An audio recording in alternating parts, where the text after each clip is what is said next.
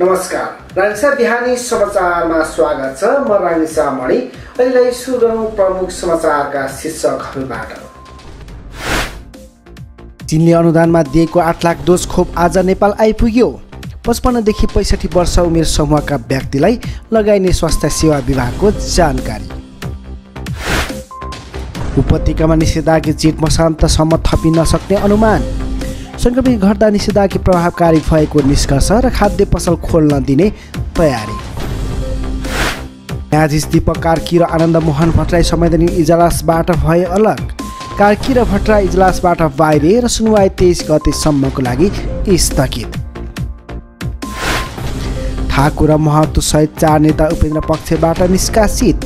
निष्कासन पत्र निर्वाचन आयोगमा र महन्त पक्षले पनि साधारण सदस्य समेत नरहने गरी उपेन्द्र यादवलाई निष्कासन। पछिल्लो 24 घण्टामा थप 6085 संक्रमण थपिए। 6898 जना डिस्चार्ज र 68 संक्रमितको मृत्यु। विवेकशील साझा पार्टीका नेता उज्जवल थापाको निधन। थापाको निधनसँगै सिङ्गो पार्टी स्तब्ध भएसँगै केन्द्रीय समितिको शोक प्रस्ताव। विदेशबाट आएका नेपाली कामदारले 5 दिन अनिवार्य होटल क्वारेन्टाइन बस्नुपर्ने। आकस्मिक अवस्थामा बाहेक अन्यलाई भने 10 दिन बस्नुपर्ने। अब समाचार विस्तारमा। काठमाडौँ उपत्यकामा जारी निषेधाज्ञा थप 10 दिन लम्ब्याउने तयारी थालिएको छ। मङ्गलबार अपराह्न बसेको उपत्यकाका 3 जिल्लाका प्रमुख जिल्ला अधिकारीहरूको बैठकले जारी निषेधाज्ञाका कारण कोरोना संक्रमण दर कम हुँदै गएकोले थप 10 दिन लम्ब्याउने बारे छलफल भएको हो। साथै केही क्षेत्रहरूलाई सहज बनाउन आंशिक रूपमा खुला गर्ने तयारी थालिएको छ। खाद्यान्न, किराना पसल, खाद्यान्न मात्र बिक्री गर्ने डिपार्टमेन्ट स्टोर बिहान 9 बजेसम्म खोल्न दिने बारे छलफल भएको भक्तपुरका प्रमुख जिल्ला अधिकारी प्रेम प्रसाद भट्टराईले राङ्गलिसा अनलाइन पोस्टलाई जानकारी दिएका छन्। बैठकमा छलफल मात्रै भएको र बुधबार बिहान निर्णय गरिने उनले बताए। साथै निर्माण क्षेत्रमा काम रोकिएकोले निर्माण स्थलमै आवासीय रूपमा कामदार राखेर निर्माणका काम गर्न दिने बारे पनि छलफल भएको छ। कोरोना संक्रमण दर उच्च भएपछि गत वैशाख 16 गतेदेखि उपत्यका लगायत देशका विभिन्न जिल्लाहरूमा निषेधाज्ञा जारी गरेको थियो।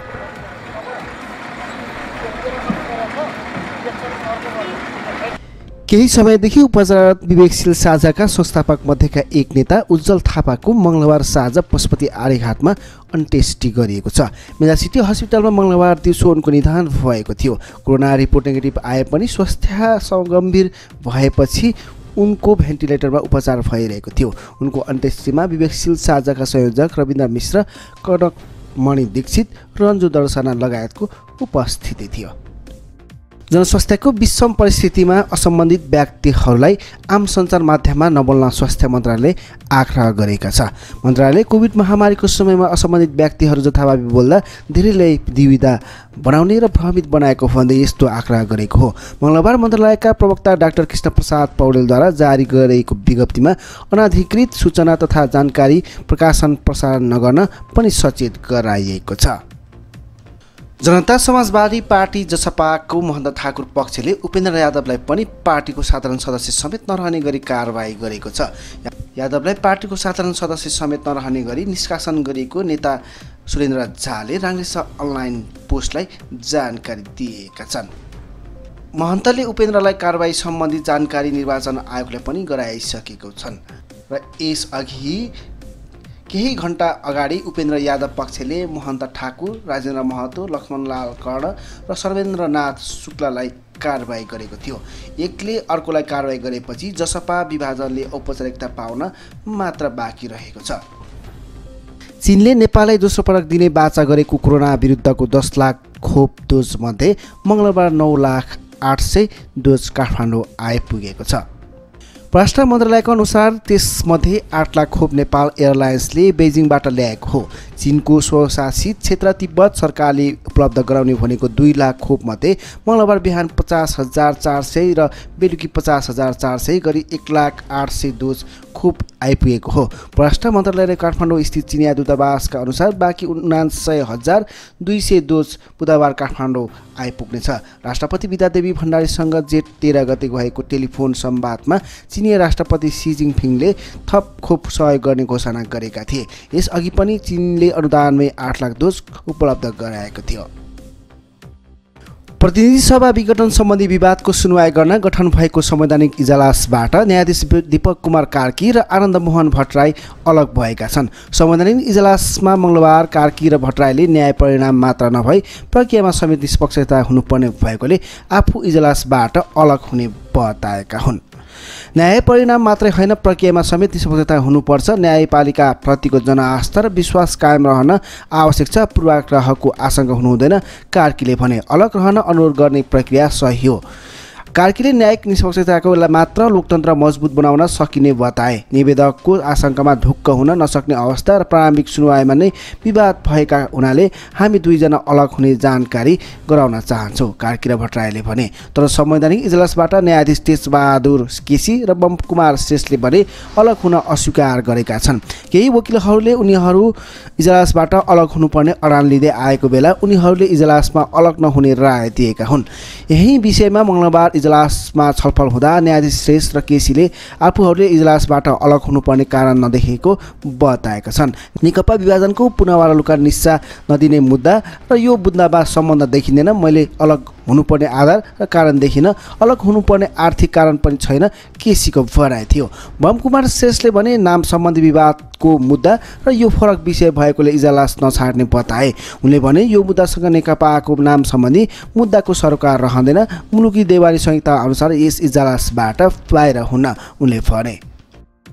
मङ्गलबार सेयर बजारको परिसूचक नेप्से 11 अङ्कले घटेको छ। मङ्गलबार 216 कम्पनीको सेयर किनबेच हुँदा बजार 11.68 अङ्कले घटेको हो। मङ्गलबार नेप्से परिसूचक 2771 अङ्क भएको छ। मङ्गलबार कारोबार र कम्पनी घटेको छ, जसमा जम्मा 8 अर्ब 59 करोड रुपैयाँको सेयर किनबेच भएको हो र सोमबार 13 अर्ब 90 करोडको कारोबार भएको थियो।